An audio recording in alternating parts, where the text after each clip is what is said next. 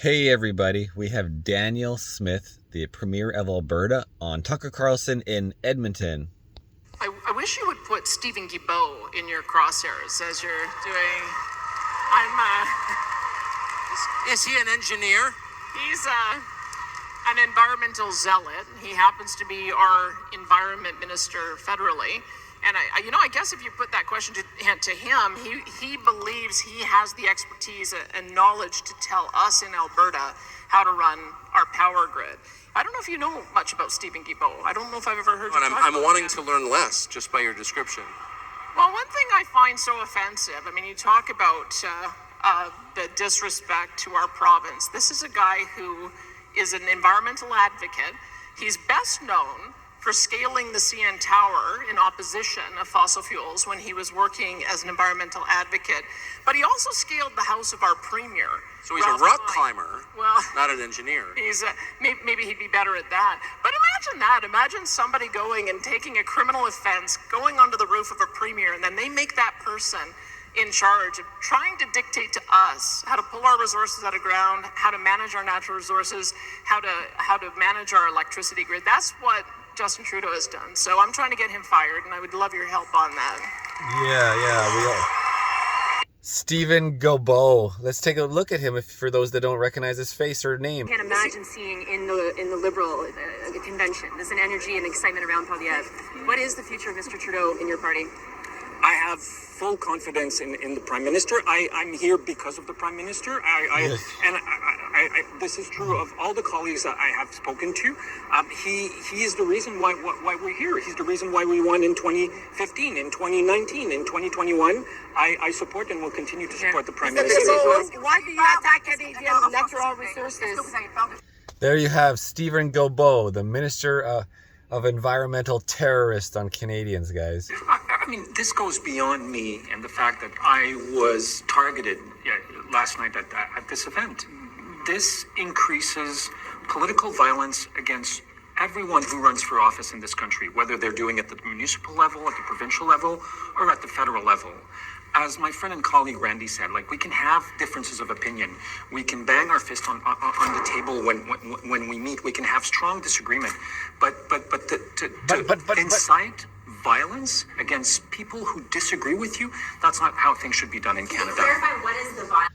Stephen Guilbeault, the local Canadian terrorist. He is inciting violence. He and the COVIDism, the bullshit environmentalism that is destroying Canada, destroying our value of our dollar, and destroying their way of living. They're trying to insert their ideology in all aspects of our lives. Government gets bigger and bigger. Giant government that is now so noticeable that we all have to talk about it every single day. Versus how to manage our electricity grid. That's what Justin Trudeau has done. So I'm trying to get him fired, and I would love your help on that.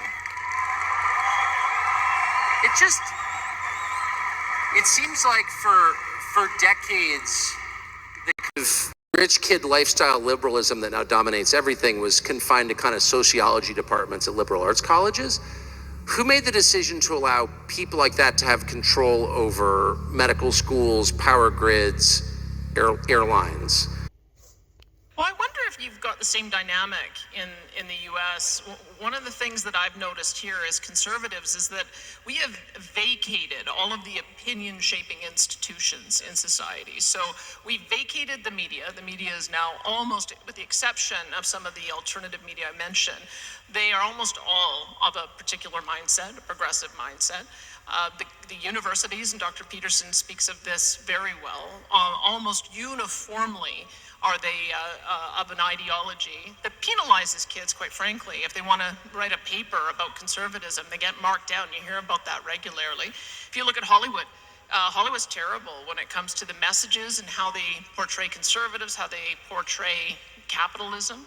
And I think as well, we have increasingly become urbanized. And so I suppose when you get disconnected from the land, disconnected from something real, disconnected from the dirty jobs, then do you understand that when you turn the lights on they only work because of everything that is happening out in the rural area? When you go and and fill up your car. It's only happening because we've been able to have people who are developing our natural resources.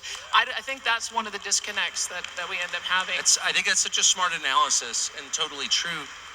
But providing electricity to your population is not some kind of like boutique add-on you get if you pay extra taxes.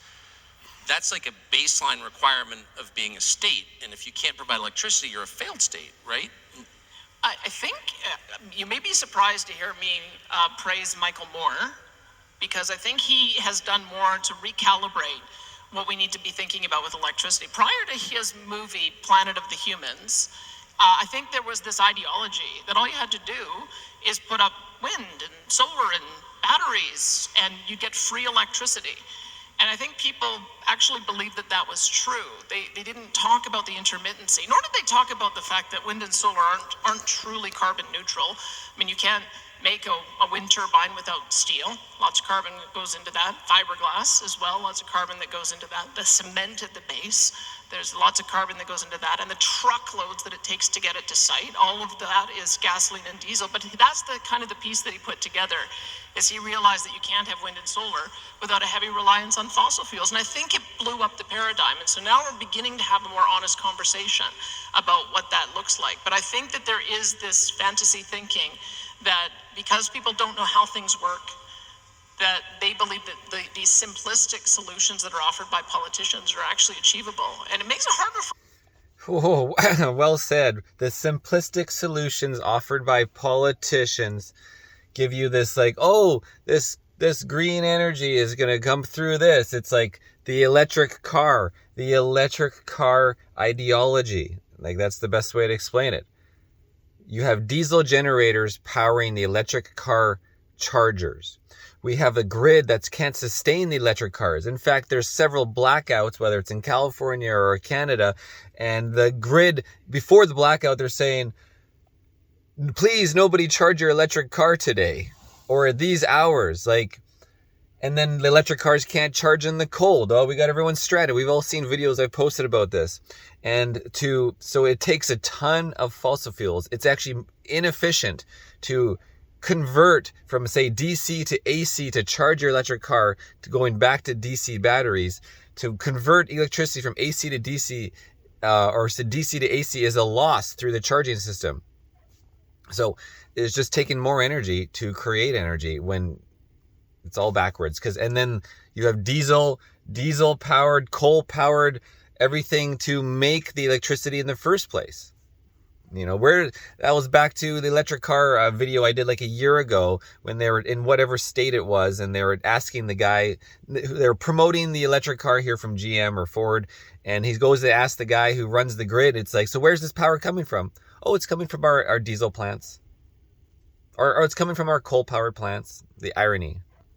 For conservatives and politicians who do have to actually make things work, to kind of bust through, especially when you've got the media stacked against you and trying to get the message out, and trying to make people realize that these things matter. We can transition over time to reduce emissions so that we have less impact on the environment, and that's all great. But affordability and reliability have got to be top of mind for anybody making decisions that impact people's lives. So you literally have no solar-powered steel furnaces in Canada? Not one. Okay. Last question, because we're almost out of time, and I'm, again, so thankful that you're willing to do this. Where do you think this goes? You just said that your province, which is the energy-rich province of your country, was almost out of electricity just recently. So does this, if at the current trajectory, it'll be Bolivia in terms of its power grid. Does that get better soon, or does it continue to get worse? What's your projection? Well, fortunately, we do have people have soldiered on and are going to bring on new baseload natural gas power in the new year, so that will stabilize on that front. Yeah. We also, I would like to take a page out of what the Americans are doing, really, because on the one hand, federal leadership is talking along the same lines that... Oh, I've noticed. But look what's happening. America has become the largest producer of oil and gas for export in that same period of time, while all of the politicians have said they're going in the opposite direction. So I think we should just double down and decide we're going to double our oil and gas production, because Because truly, like, where else does America want to get its oil from? Do you want to get it from Iran? Do you want to get it from Venezuela? Or do you want to get it from safe Canada? So I think that we can do a lot to make sure that the Americans know that we are here to provide energy security. We are a great friend, great ally, great neighbor, and we just need to get the political leadership to realize that we are a friend. Then my 3-word piece of advice would be stop being embarrassed about who you are. You have nothing to be embarrassed about at all. It's great advice. You said CBC is in the room this evening. Well, there you go, guys. Daniel Smith joining Tucker Carlson in Edmonton. So great to see. We have one decent premier in Canada. There's a little controversy around her and the Coots 4 and about how they're still in jail and she hasn't had the authority to do anything. She got herself in trouble, supposedly trouble from mainstream media, you know, when she's talking to the Attorney General of Alberta or some minister, and it's apparently it was a conflict of interest. So now she learned that political lesson and essentially saying that she can't influence it. However, politics, she even said earlier, politics influenced the arrest of the Coots 4. So it's ironic that politics can't go to the investigators, the Crown, and be like, you know, do you have any evidence? Why is this a politically motivated? And should you be shutting it down right away and saving everybody and our taxpayers the dollar? Anyways, guys, I'm Marcel. This is Ernie Racing. Thanks for watching.